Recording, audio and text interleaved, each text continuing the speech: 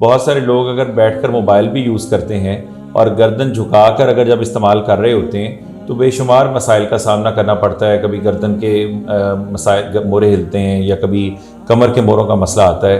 तो इसके लिए आप सिटिंग पोस्चर के हवाले से पहले इसकी इब्तिदा कीजिए कि इसमें बैठना कैसे चाहिए। इससे पहले मैं आपको ये बताती हूँ कि पोस्चर होता क्या है। अब हमें पता कैसे चलता है कि हमारा ना ये फॉरवर्ड हेड पोस्चर है। इसका बड़ा सिंपल सा टेस्ट है, कोई भी कर सकता है कि आप दीवार के साथ खुद को खड़ा कर दो। हम जो हमारे व्यूवर्स हैं और जो स्टूडेंट्स हैं और ख़ास तौर पर वो लोग जो कि आईटी और सॉफ्टवेयर के हवाले से इस इंडस्ट्री से मुंसलिक हैं, तो उनको कम अज़ कम ये एक्सरसाइज का जो है वो पता लगे। अच्छा, अब मैं आप लोगों को कुछ ऐसी एक्सरसाइज बताऊंगी जो आप डेली अपने घर में कर सकते हैं। यहाँ पर आपको स्ट्रेच फील होगा, आपने 5 सेकंड्स तक होल्ड करना है और फिर आपने रिलैक्स कर देना है। शाटिका का इशू बहुत सारे लोगों में देखने को मिलता है। हमें जो है ना वो मस्कुलर पेन बॉडी में निकल आती है, तो उसके लिए आप क्या सजेस्ट करती हैं कि जो है वो टैबलेट का इस्तेमाल सबसे पहले शुरू होना चाहिए या कि उसके लिए कोई एक्सरसाइजेज हैं कि जो अडॉप्ट करनी चाहिए?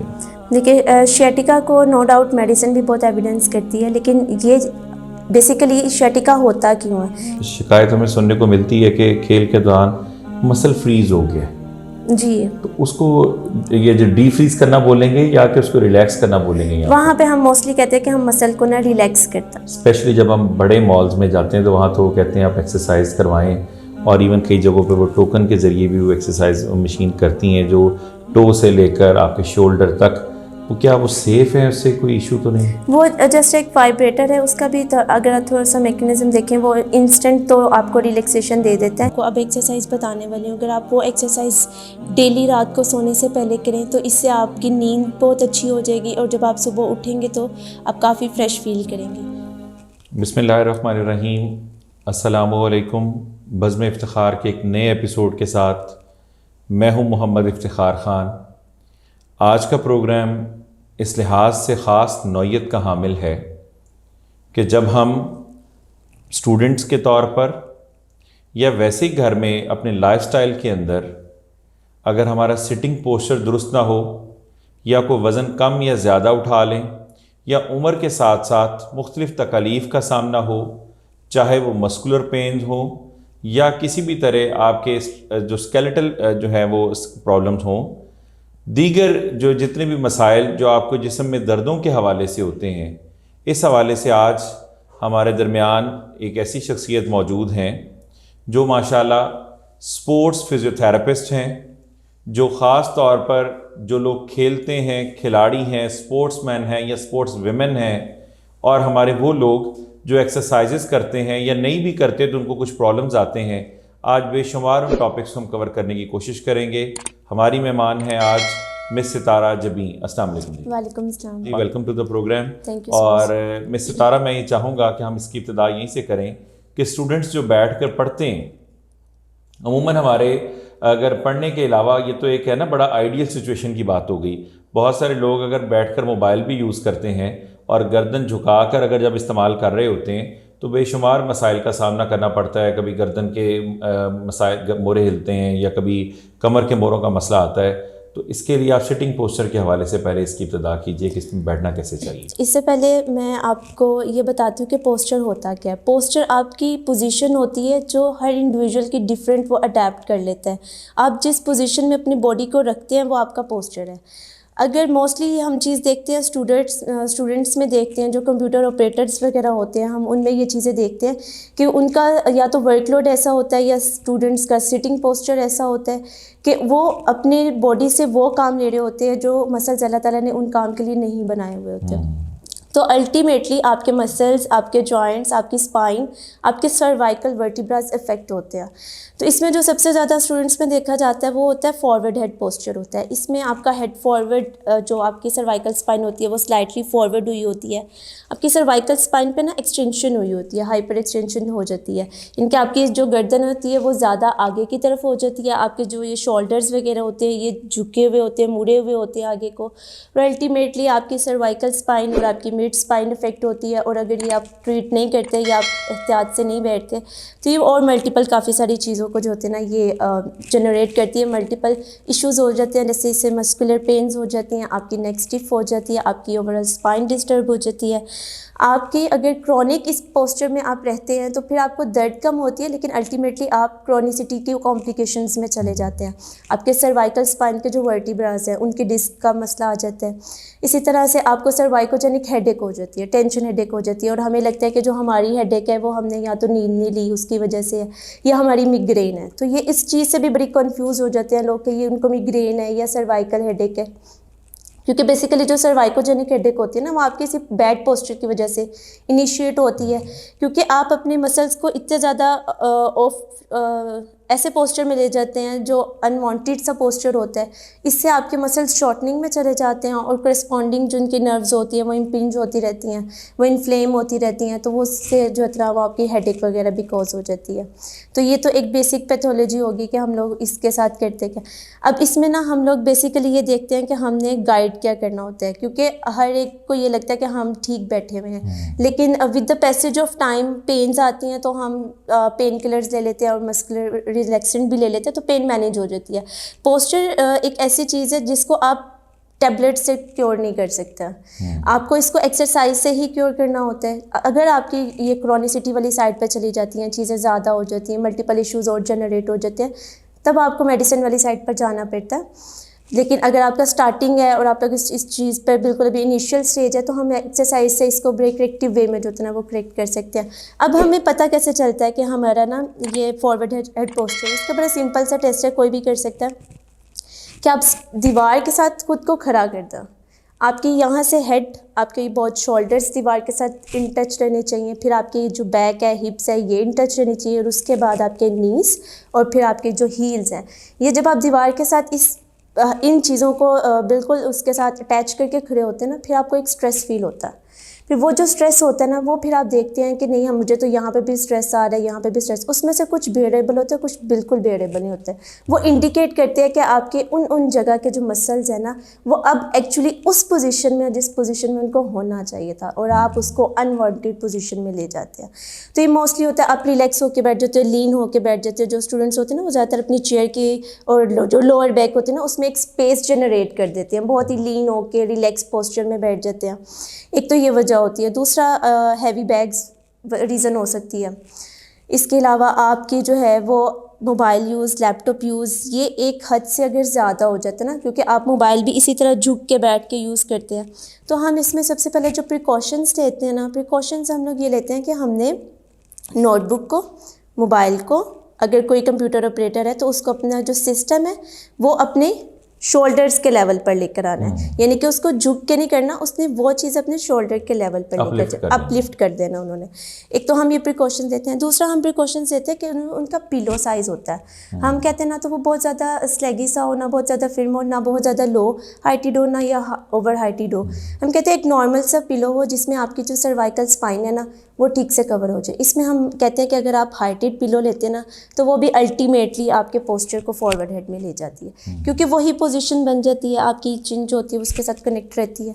इसके अलावा हम ये कहते हैं कि अगर आपने पिलो लेना है ना तो आप ऐसे कंफर्टेबल सा पिलो लें जो आपके नेक के साथ ना आपके थोड़े से शोल्डर्स को भी सपोर्ट कर दे।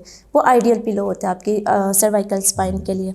इसके अलावा अगर हमारी कोई एक्टिविटी है, अगर हमें मोर देन 8 आवर्स या 12 आवर्स हमें बैठ के कुछ लिखना पड़ रहा है, जैसे हमारे टॉप अचीवर्स होते हैं, उन्हें दिन रात पढ़ना होता है, फिर हम उनकी ना थोड़ी सी मॉडिफिकेशन कर देते हैं, हम उनके टेबल्स अरेंज कर देते हैं, फिर हम उनको जेंटल एक्सरसाइजेज बताते हैं जो कि बहुत इफेक्टिव भी होती हैं, और हम स्टूडेंट्स को सिखाते भी हैं ताकि वो अपनी बेहतर परफॉर्मेंस जो है ना उसके साथ शो करवा सकें। फिर इसके अलावा जो हम प्रिकॉशंस में ये सारी चीज़ें आ गई, हम उनकी हर वो फैक्टर जिससे वो पेन कॉज हो रही है, जनरेट हो रही है, हम उसको एलिमिनेट करने की कोशिश करते हैं। और इसके अलावा अगर हम एक्सरसाइजेज पर बात करें तो हम इसमें ना बहुत सी मल्टीपल एक्सरसाइजेज हैं जिससे हम इनको करेक्ट कर सकते हैं। नंबर 1 हम इनको करेक्शन बेल्ट दे सकते हैं। जो बेल्ट होती है वो इस तरह आपके अराउंड द शोल्डर्स जाती है और पीछे बैक पे टाई हो जाती है। वो आपके यहाँ से शोल्डर को जो होता है ना वो अपलिफ्ट मतलब उसको अपनी ओरिजिनल नेचुरल पोजीशन में, न्यूट्रल पोजीशन में रखता है। फिर इसके अलावा हम बच्चों को कहते हैं बेटा आपने जब बैठना है ना आपने थोड़ा सा चिन को ना टक कर लेना। चिन टक का मतलब होता है, मैं भी अगर ऐसे बैठी हूँ ना तो चिन टक ये होगी कि मुझे बस अपने इस तरह से ग्रिप बना के अपनी नेक को न्यूट्रल पोजीशन में रखना होगा. That will be very good for your cervical spine. और इसके अलावा हम लोग अब अगर कोई पोस्चर ऐसा बच्चा जिसको 2-3 सालों से अब उसका वो पोस्चर जनरेट हो गया हुआ है, फिर अगर हम उसको डायरेक्ट एक्सरसाइज का बताएंगे तो जब भी हम पोस्चर को करेक्ट करते हैं ना, उसकी कुछ ना पेन्स आ जाते हैं. तो मोस्टली इस वजह से भी इसको कंटिन्यू नहीं करते. उनको शायद इस चीज़ की अवेयरनेस नहीं होती. उन्हें लगता है कि पहले ही ठीक थे, अब तो ये करने से हमें पेन हो रही है. लेकिन अगर आप एक दफ़ा वो थोड़ा सा बियर कर लेते हैं, देख लेते हैं, तो आगे से आपकी फर्दर कोई डिफॉर्मिटी नहीं होती. लेकिन उस पेन को भी मैनेज करने के लिए स्ट्रेचेस या किसी भी एक्सरसाइज पर जाने से पहले हम जेंटली सर्वाइकल स्पाइन की आपके मिड बैक तक हम लोग थोड़ी सॉफ्ट टिश्यू कर देते हैं. Soft tissue is a relaxation technique होती है जिसमें हम डिफरेंट डायरेक्शंस में जो सॉफ्ट टिश्यूज़ होते हैं उनको मोबिलाइज़ करते हैं, जिससे ब्लड सर्कुलेशन बेहतर होती है और अल्टीमेटली वो आपके जो होता है ना वो पेन को कम कर देती है और आपको अलाउ कर देती है कि आप उसकी स्ट्रेचिंग वगैरह करते हैं. मैं ये चाहूँगा कि एक्सरसाइज आप साथ अभी जी मैं ये एक्सरसाइज ताकि कम से कम जो हमारे व्यूवर्स हैं और जो स्टूडेंट्स हैं और ख़ास तौर पर वो लोग जो कि आईटी और सॉफ्टवेयर के हवाले से इस इंडस्ट्री से मुंसलिक हैं, अब चूँकि पाकिस्तान में ना सिर्फ पूरी दुनिया में इस वक्त इसका दौरा है, तो उनको कम से कम ये एक्सरसाइज का जो है वो पता लगे. अच्छा, अब मैं आप लोगों को कुछ ऐसी एक्सरसाइज बताऊंगी जो आप डेली अपने घर में कर सकते हैं, चाहे वो स्टूडेंट्स है या कंप्यूटर ऑपरेटर है या कोई भी वर्किंग वुमेन है या कोई भी ऐसे लोग जिनका काम ज़्यादातर इस तरह से बैठ के करने वाला है. तो सबसे पहले कि ये है कि जी आपने अपनी इस तरह से हैंड को ग्रिप करके यहाँ पर चिन पर रख के आपने इसको थोड़ा सा इस तरह से टक कर लेना है. इसको चिन टक बोलते हैं. पहली एक्सरसाइज है. जब आप ये करके करेंगे तो सारी एक्सरसाइज इफ़ेक्टिव होंगी. उसके बाद अगर हम स्ट्रेचिंग की बात करें तो आपने यहाँ पर इस कान को शोल्डर के साथ थोड़ा सा मीट करना होता है. यहाँ पर आपको स्ट्रेच फील होगा. आपने 5 सेकंड्स तक होल्ड करना है और फिर आपने रिलैक्स कर देना है. सेम अपोजिट साइड पे भी करेंगे. आप स्ट्रेच देंगे, रिलैक्स करेंगे और फिर आप इसको स्किप कर देंगे. इसी तरह एक ये एक्सरसाइज होगी. दूसरी एक एक्सरसाइज हम लोग करेंगे कि आपने देखना जो होता है आर्मपिट की तरफ होता है और पेशेंट या आप लोग खुद अपना फेस आर्मपिट की तरफ करते हो और स्लाइटली सा ऊपर से हम लोग इसको थोड़ा सा प्रेशर देते हैं, बियरेबल सा.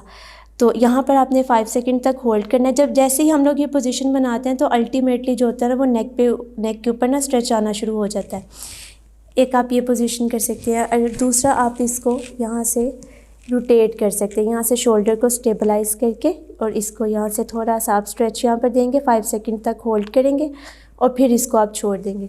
फिर इसके अलावा आप ये कर सकते हैं, you can make a fist. आप एक फिस्ट बना सकते हैं, ठीक है. और फिर चिन को उसके ऊपर रख के तो आप डाउनवर्ड थोड़ा सा प्रेस करते हो. यहाँ पे आप 5 सेकंड तक होल्ड करते हैं और फिर ये आपकी चीज़ें क्लियर हो जाती है. ये एक्सरसाइज करनी होती है. उसके अलावा आपने अपने दोनों हाथों को सर के पीछे फिंगर्स इंटरलॉक कर देनी है और आपने थोड़ा सा ये स्ट्रेच देना होता है. ये आपके पेट का स्ट्रेच होता है और इससे जो होता है ना ये आपको सपोर्ट करता है कोरस्पॉन्डिंगली. अब मैंने इस वाले स्ट्रेच में क्या किया है, मैंने पहले यहाँ पे इस साइड पे टर्न किया, फिर डाउनवर्ड प्रेस करके ये स्ट्रेच, ठीक है. एक हम ये एक्सरसाइज करवा सकते हैं. इसके अलावा हम बोथ हैंड्स को इस तरह इनसे कहेंगे कि आप इसको आगे की तरफ बस लेकर जाएं और ख़ुद आपने आगे नहीं जाना. तो एक ये हम स्ट्रेच दे सकते हैं. इसके अलावा एक हाथ बैक साइड पे कमर पर और यहाँ से हम इसको ये स्ट्रेच दें. इस तरह से ये कुछ एक्सरसाइजेस हैं. ये करने से आपकी नेक पेन या नेक स्टिफनेस, इन सारी चीज़ों को जो है ना वो आपको काफ़ी रिलीफ फील होगा. फिज़िकल थेरेपी और एक्सरसाइजेस के थ्रू ना तो सिर्फ आप अपना पोस्चर बेटर कर सकते हैं बल्कि इसके अलावा हम डिफरेंट मोडेलिटीज़ यूज़ करके पेन को बहुत अच्छा से मैनेज कर सकते हैं. पेन मैनेजमेंट के लिए हम लोग डिफरेंट टाइप्स के मोडेलिटी यूज़ करते हैं. अब जैसे इसको टेंस कहते हैं, ट्रांसक्यूटेनियस इलेक्ट्रिकल नर्व स्टिमुलेटर है ये. अब इनके इलेक्ट्रोड्स मैंने यहाँ पे प्लेस किए हुए हैं और ये मैंने एक प्रॉपर इंटेंसिटी इसकी मैंने सेट कर दी है, जिससे जो है अब ये इनकी पेन को हम मैनेज कर सकते हैं। इसके अलावा हम लोग हीट पैक यूज़ कर सकते हैं, स्ट्रेंथनिंग वगैरह के लिए काफ़ी सारी चीज़ें यूज़ कर सकते हैं, रेजिस्टेंस प्रोवाइड कर सकते हैं थ्रू बैंड्स, और इसके अलावा हम लोग थ्रू बेल्ट ट्रैक्शंस वगैरह अप्लाई कर सकते हैं। इसके अलावा हमारे पास एक्सरसाइज बॉल होती है, इसके डिफरेंट नेम होते हैं, इसको स्विस बॉल, एक्सरसाइज बॉल भी मोस्टली बोला जाता है। इसकी असिस्टेंस से हम लोग डिफरेंट एक्सरसाइजेस परफॉर्म करते हैं। कोर को बेहतर करने के लिए, आपकी बैक पेन के लिए इस बॉल से डिफरेंट काइंड्स ऑफ एबनॉर्मेलिटीज़ जो बच्चों में होती हैं उसको भी हम लोग ट्रीट कर सकते हैं, जिम में ये मोस्टली यूज़ होती है। उसके अलावा ये नी रोल है, नी रोल के अकॉर्डिंग ये होता है कि हम लोग बेसिकली हेल्दी नी के लिए जो होता है ना, इसको बहुत यूज़ करते हैं। नी के आइसोमेट्रिक्स वगैरह, नी के से रिलेटेड, घुटने से रिलेटेड अगर दर्द है तो उसमें जो भी एक्सरसाइजेज यूज़ करते हैं हम लोग, उसमें हम इसको असिस्टेंस के तौर पर यूज़ करते हैं। अब पेन मैनेजमेंट के लिए हम लोग दर्द को कम करने के लिए वर्जिश, एक्सरसाइज और इन सारी मोडेलिटीज़ का इस्तेमाल करते हैं। और इसके अलावा एक दो बातें और वो ये भी हैं कि अगर ऐसे फीमेल्स, ऐसे बच्चे जो लॉन्ग स्टैंडिंग जिनका काम है, टीचर्स हो गए, हमारे बार्बर्स हो गए, कंप्यूटर ऑपरेटर, जिनका काफ़ी टाइम दिन में खड़े होकर गुजरता है या दिन में कोई ना कोई एक्टिविटी करते हैं, रात के वक्त जब वो सोने के लिए जाते हैं तो वो थक जाते हैं। कुछ एक्सरसाइज अगर उन्हें गाइड कर दी जाए तो वो एक्सरसाइज उनके लिए बहुत बेटर हो जाती है। दिन भर अपनी ड्यूटी परफॉर्म करने के बाद जब आप घर में जाते हैं तो आपको टांगों में अजीब सी थोड़ी सी बेचैनी और काफ़ी सी थकावट फ़ील होती है। मैं आपसे कहूँगी कि अगर मैं जो आपको अब एक्सरसाइज बताने वाली हूँ, अगर आप वो एक्सरसाइज डेली रात को सोने से पहले करें तो इससे आपकी नींद बहुत अच्छी हो जाएगी और जब आप सुबह उठेंगे तो आप काफ़ी फ्रेश फील करेंगे। तो उसमें जो सबसे पहली एक्सरसाइज है कि आपने अपने इस एंकल जॉइंट पे आपने मूवमेंट करनी है, अप एंड डाउन। आपने ये साइमल्टेनियसली बार बार मूवमेंट करनी है, ठीक है। उसके बाद आपने फुट से सर्कल्स बनाने हैं। फुट से जब आप सर्कल्स बनाते हैं, आपने क्लॉकवाइज भी बनाने हैं, एंटी क्लॉकवाइज भी, एक डायरेक्शन में भी और दूसरी डायरेक्शन में भी।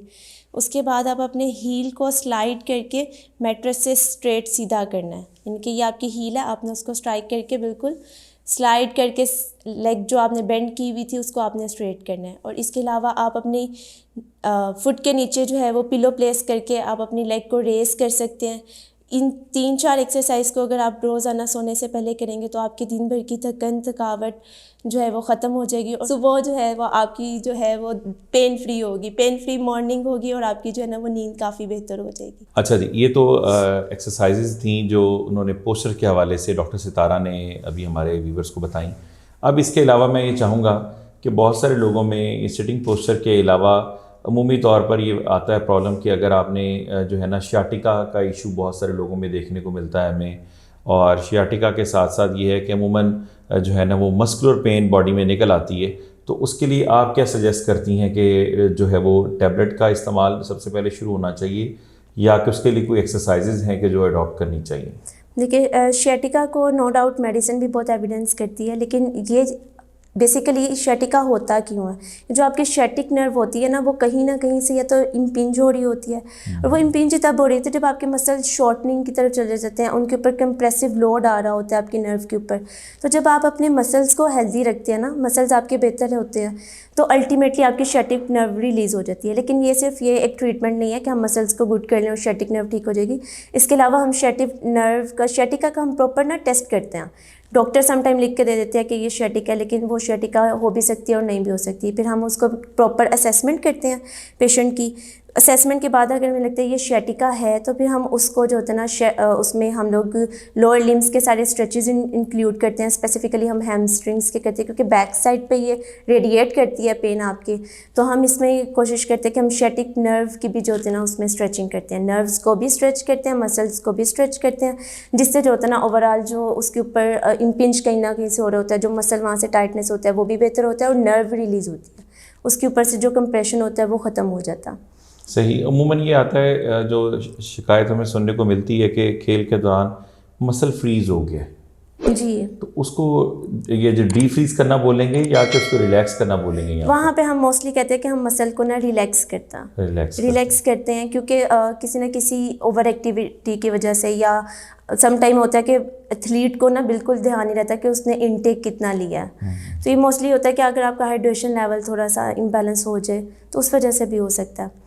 लेकिन ये ज़्यादातर होता है कि जो बिल्कुल बहुत प्रोफेशनल होते हैं उनमें बहुत कम होता है, लेकिन ये ये एक फैक्टर हो सकता है कि हम लोग हाइड्रेशन लेवल को बेहतर कर लें और उनके मसल्स की ट्रेनिंग वगैरह को बेटर करके कर और सकते हैं। अमूमन मसल फटीग और क्रैम्प्स का इशू देखने को हमें नज़र आता है कि जो लोग खेलते भी हैं या जिनकी डाइट के अंदर भी प्रॉब्लम आता है, इन दोनों में बुनियादी तौर पर फ़र्क क्या है और इसका ट्रीटमेंट क्या है? मसल फटीक वो है कि मैंने अगर अपनी बॉडी से कोई एक्स्ट्रा काम ले लिया ना, तो एक्स्ट्रा काम मैंने लिया, एक्स्ट्रा वर्क मैंने लिया और उसको मैंने प्रॉपर रेस्ट के एलिमेंट से नहीं गुजारा, यानी कि मैंने वर्कलोड ज़्यादा कर दिया, रेस्ट वाला एलिमेंट मैंने अगर कम कर दिया तो मेरा मसल फटीक वाली साइड पर चला जाएगा और उसको रेस्ट नहीं मिल रहा तो कंटिन्यूसली फटीक वाली साइड पर चला जाता है।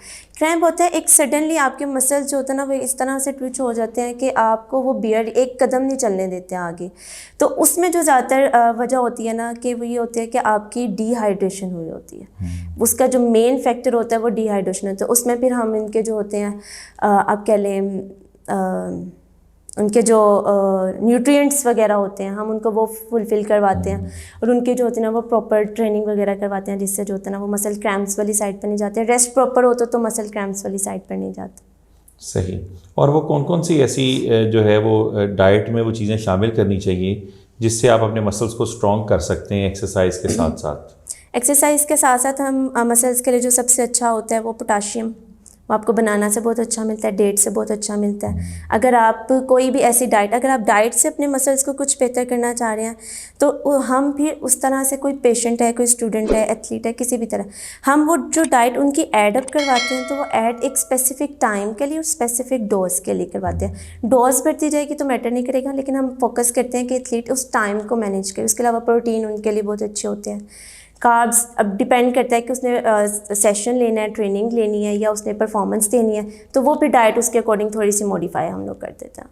और उसके अलावा इनके जूसेस वगैरह, हाइड्रेशन लेवल, जूस कौन से ले रहे हैं और बाकी सारी चीज़ें जो होती हैं ना डाइट है। हेल्दी डाइट कोई भी है ना with the good status of hydration, वो एक परफेक्ट है मसल्स के लिए।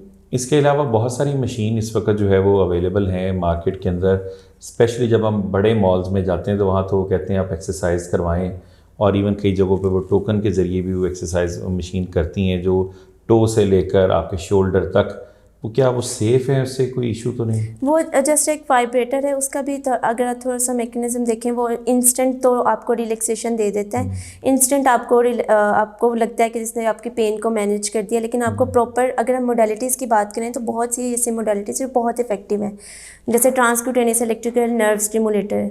इसमें हम स्पेसिफिकली उन पॉइंट्स के ऊपर इलेक्ट्रोड्स को प्लेस करते हैं, उनके पॉइंट्स वगैरह होते हैं, मसल्स के ट्रिगर पॉइंट्स वगैरह होते हैं, उसमें हम स्पेसिफिकली उन इलेक्ट्रोड्स को वहाँ पे प्लेस करते हैं। फिर उसकी एक इंटेंसिटी होती है, हम उसको सेट करते हैं, फिर वो एक ड्यूरेशन के अकॉर्डिंग हम उनको देते हैं। वो एक बहुत इफेक्टिव होती है, वो आपकी पेन मैनेजमेंट को बहुत अच्छा करती है। इसी तरह आपकी शॉर्ट वेव होगी, आपकी अल्ट्रासाउंड। अब अल्ट्रासाउंड से मोस्टली सबको ये लगता है कि ये डायग्नोस्टिक अल्ट्रासाउंड लाइक होगी, लेकिन ये थेरेप्यूटिक अल्ट्रासाउंड्स होती हैं जो आपकी लो बैक पेन में बहुत इफेक्टिव है। आफ्टर प्रेगनेंसी जब आपकी बैक पेन स्टार्ट हो जाती है, ठीक है, तो उसके लिए अल्ट्रासाउंड बहुत अच्छी है। हर मोडेलिटी, शॉर्ट वेव हो गई, अल्ट्रासाउंड हो गया, टेंस हो गया, ये तो वो मोडेलिटीज़ होगी जो आप यूज़ कर सकते हैं। इसके अलावा टेपिंग जो है वो आजकल बहुत ज़्यादा, अभी आपने देखा होगा एक अरशद नदीम हमारा जेवलिन थ्रोअर था, उन्होंने वो कंपटीशन विन इस वजह से किया था कि उनकी एल्बो में पेन थी, लेकिन इसके बावजूद टेपिंग के अलावा उनको एपिकॉन्डाइलाइटिस था, लेकिन उनकी टेपिंग वगैरह इस तरह से कर दी थी कि वो विन कर आए थे। मतलब ये आपको बहुत सी चीज़ें हैं जो आपकी पेन को मैनेज कर देती हैं, आपकी बॉडी को ऑफलोड कर देती हैं और आपके रेस्ट वाले एलिमेंट को ये खुद ब खुद प्रमोट करती हैं, हीलिंग को प्रमोट करती हैं। आपकी फर्दर जिस तरह से भी आप अपने बॉडी से जो काम लेना चाह रही थी उसको जो है एक्टिविटी को बढ़ा देती हैं। अमूमन स्ट्रेस और एंग्जाइटी से भी बॉडी के अंदर स्टिफनेस आती है और थकावट का इजहार होता है बहुत ज़्यादा, क्योंकि मेंटल स्ट्रेस जो होता है वो फिज़िकल स्ट्रेस के ऊपर हावी आ जाता है। तो उसको काम एंड कूल करने के लिए, स्ट्रेस रिलीज़ करने के लिए वो कौन सी एक्सरसाइजेज हैं कि जो आपको स्ट्रेस मैनेजमेंट में हेल्प आउट करती हैं? स्ट्रेस मैनेजमेंट की ना सबसे पहले ये पता है कि हम देखते कैसे हैं कि बच्चा स्ट्रेस में है। जब भी हम देखेंगे ना बच्चा स्ट्रेस में है, उसने अपनी टोटली बॉडी बेंड की होगी, उसने अपनी एल्बोज बेंड किए होंगे, उसने अपनी अपर बॉडी को उसने झुकाया होगा आगे को, उसने अपने हाथ मुट्ठियों को बंद किया होगा और वो पूरा जो होता है ना वो एक फ्लेक्स्ड पोस्चर में, एक बेंडेड पोस्चर में होता है। ये सबसे पोस्चर ये भी बताता है कि आप आपकी मेंटल हेल्थ कैसी है। पोस्चर से ही पता चल जाता है। अगर आपने अपनी बॉडी को बहुत ज़्यादा फ्लेक्स करके रखा हुआ है, डेफिनेटली बच्चा कोई स्ट्रेस ले रहा है तो इसका मतलब है ये आपके जो शोल्डर के, अपर के और मिड बैक, ये स्पेसिफिकली जो कुछ पॉइंट्स ना, ये आपको बहुत ज़्यादा जो होता है ना वो ट्रिगर करते हैं। और सम टाइम आपको रेस्पिरेटरी इश्यूज़ भी होना शुरू हो जाते हैं, आपको शॉर्टनेस ऑफ ब्रेथ होना शुरू हो जाती है, ये सारे इश्यूज़ भी होते हैं। इसमें ना हम बच्चे को या किसी भी पेशेंट को सबसे पहले तो थोड़ा सा रिलैक्स करते हैं और उसके साथ साथ ना हम उनको थोड़ी सी डीप ब्रीदिंग सिखाते हैं। सबसे पहले डीप ब्रीदिंग सिखाते हैं। डीप ब्रीदिंग के बहुत से पैटर्न हैं। सबसे पहले हम उन्हें कहते हैं आपने इनहेल करना है बाय नोज़ एंड एक्सहेल करना है बाय माउथ। जब वो ये थोड़ा सा करते हैं, फिर हम उन्हें कहते हैं कि अब आपने थोड़ी देर होल्ड करके इनहेल बाय नोज़ करना है, आपने थोड़ी देर होल्ड करना है, फिर आपने एक्सहेल करना है। फिर हम कहते हैं आप इनहेल करें और अपने होंठों को विसल करके राउंड करके फिर एक्सहेल करें। तो इस तरह ना डीप ब्रीदिंग एक्सरसाइजेज बहुत ज़्यादा स्टेप बाय स्टेप हम उनको लेकर चलते हैं। हम सबसे पहले उनको वो सजेस्ट करते हैं, जैसे बच्चा डीप ब्रीदिंग या पेशेंट डीप ब्रीदिंग करना लगते हैं तो अल्टीमेटली उसका जो बॉडी बेंडलीड हुई होती है, फ्लेक्स्ड हुई होती है, वो रिलैक्स हो जाती है। फिर उसके साथ साथ फिर हम उसको स्ट्रेच करवाते हैं और सबसे पहले जो उसके ये अपर ट्रैप्स वगैरह होते हैं, इस तरह वाले जो मसल्स होते हैं, हम सबसे पहले वहाँ से उनको स्टार्ट लेते हैं, फिर आहिस्ता आहिस्ता उसकी पूरी बॉडी सिखाते हैं। फिर हम उनको ये है कि हम उनको ना जेंटल स्ट्रेच सिखा देते हैं, जनरल स्ट्रेच सिखा देते हैं, जनरल एक्सरसाइजेज सिखा देते हैं, मूवमेंट्स कुछ सिखा देते हैं। हम उनको कहते हैं कि आपकी वॉक वगैरह करें तो वॉक आपके पोस्चर को बहुत डिफाइन करती है। आपके अगर मसल्स में स्टिफनेस है तो आपके नी प्रॉपर बेंड नहीं हो रहा, आप प्रॉपर हील स्ट्राइक नहीं कर रहे, आप प्रॉपर स्टेप नहीं ले रहे, तो इसका मतलब आपका पोस्चर ख़राब है। और अगर लेग्स तक है तो अल्टीमेटली आपकी स्पाइन भी अफेक्टेड है। तो इस तरह हम उनको ना जेंटल मूवमेंट सिखाते हैं थ्रू आउट द बॉडी। जो स्ट्रेस वाला पेशेंट होता है हम उनको कोशिश करते हैं जितने मेजर जॉइंट्स या जितने मेजर मसल्स हैं हम उनको कुछ ऐसी डायनामिक मूवमेंट्स दिखा दें जिससे वो करते रहें तो उनके मसल्स बेहतर हैं, उनकी पोजीशनिंग, उनकी मूवमेंट, उनकी फर्दर लाइफ जो है ना वो बेटर है, एक्टिव लाइफ रहे उनकी। इसी तरह आजकल बहुत सारी जगहों पे हमें ऐसे जिम भी नज़र आ रहे हैं जिसमें वो स्टोन वाले उन्होंने मैट्रेसेस रखे हुए, हीट थेरेपी करवाते हैं। उससे उनका कहना है ये मसल भी जो है वो रिलैक्स होंगे और बल्कि जो फैट्स हैं वो भी बर्न होंगी बॉडी की, कैलोरीज बर्न करने के लिए। और अमूमन कई जगहों पे देखने को मिलता है वो ऐसा इलेक्ट्रिक ब्लैंकेट देते हैं कि उससे स्वेटिंग बहुत ज़्यादा होती है। तीसरा ये भी देखने को मिलता है कुछ ऐसी बेड भी उन्होंने बनाए हैं जिसके नीचे रोलर्स लगे हुए हैं जो आपको एक्सरसाइज करवाते हैं, बॉडी को हीट भी देते हैं। उससे उनका ये कहना है कि आपकी फ़ैट भी बर्न हो रही है और आपके जो वर्टिब्री हैं वो भी अलाइन हो रहे हैं। क्या ये जो है वो इट्स गुड फॉर हेल्थ और नॉट? देखिए, जो अगर हम जिम की बात करें ना, ये हीट का यूज़ करना, हीट किस टाइम देनी चाहिए और हमें आइस किस टाइम अप्लाई करनी चाहिए। अगर हम हीट दे रहे हैं, हम बॉडी को वार्म अप करवा रहे हैं, इफ़ेक्टिव वे यही होता है कि अगर आप जनरल स्ट्रेचिंग या वार्म अप खुद करके करते हैं ना तो वो आपकी बॉडी जो सारे फिजियोलॉजिकल प्रोसेस से गुजरती है उसके बाद जो आपको वार्म अप करवाते हैं, फिजियोलॉजिकल इफ़ेक्ट्स के बाद आप खुद से स्ट्रेचिंग करते हैं मेजर जॉइंट्स की, मेजर मसल्स की, इवन हर जॉइंट्स पे हम लोग वार्म अप करवाते हैं, कुछ मूवमेंट्स होती हैं उनकी वो करवाते हैं। उसके बाद जब आप एक्सरसाइज करते हैं तो उसका ज़्यादा इफेक्टिव रिजल्ट होता है। लेकिन अगर आप इस तरह से एज अ स्वेटिंग वगैरह करते हैं तो उसको भी एविडेंस इतना सपोर्ट नहीं करती, लेकिन ये कहीं ना कहीं जो है ना वो आपको हेल्प आउट कर देती है। लेकिन ये आ जाता है एक पैसिव वार्म अप में आ जाता है। लेकिन फैट बर्न करने वाली बातें वो बस आपको थोड़ा सा वार्म अप कर देती है, वार्म अप वाली स्टेज को थोड़ा सा आप कह लें इनिशिएट कर देगी या बूस्टअप कर देगी, लेकिन अल्टीमेटली जो होता है ना ये एक पैसिव वार्म अप वाली साइड पे चला जाता है। तो अगर एक्टिव रहना है, हेल्दी लाइफस्टाइल है, फैट बर्न करना है, वेट गेन करना है या लूज़ करना है या किसी भी तरह की आप जिम करना चाह रहे हैं, बॉडी शेपिंग के लिए, बॉडी वेट लिफ्टिंग है आपकी या आप किसी और तरह से भी कर रहे हैं, तो उसका ना एक प्रॉपर स्टार्ट होता है कि आपने वार्म अप करना है। वार्म अप करने के बाद कोई भी एक्सरसाइज करेंगे तो वो आपको ज़्यादा इफेक्ट देगी। सही हो गया। अच्छा, इसमें ये भी बताइएगा कि किस वक्त जो है वो हीटिंग रिक्वायर्ड होती है मसल्स को और किस टाइम पे जो है वो कहते हैं आइसिंग करें?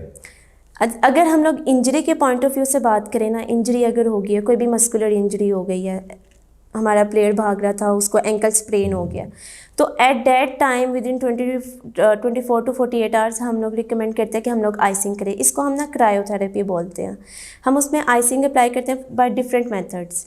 तो उसमें हम लोग आइसिंग अप्लाई करते हैं। वो क्या करते हैं कि आइसिंग जो होती है ना वो हमारी वेजो कंस्ट्रिक्शंस करवाती हैं, जो हमारी वेजल्स है ना उसमें वेजो कंस्ट्रिक्शन करवाती है। उससे क्या होता है वो हीलिंग को प्रमोट करते हैं और जो आपकी पेन के सेंसेशन है ना उसको कम कर देती है।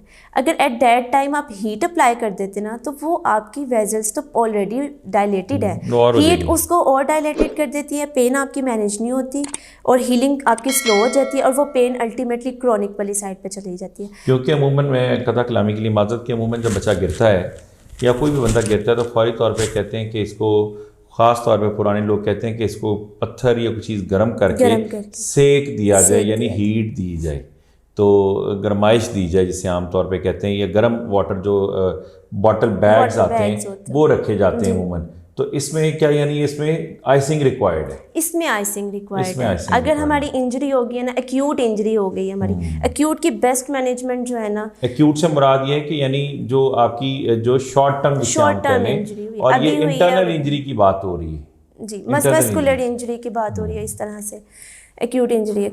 अब क्रोनिक हो जाएगी तो उसमें डिफरेंट हो गया। क्रोनिक में हम प्रेफर करेंगे कि हम हीट दें।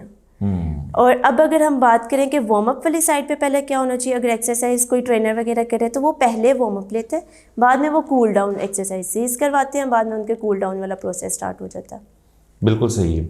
और आपने यकीनन बहुत सारी इस वक्त एक्सरसाइजेज भी देखी और डिफरेंट मोडालिटीज़ का भी आपने बड़ा तफसीली जायज़ा लिया जो डॉक्टर सितारा जबी ने आपको दिखाई।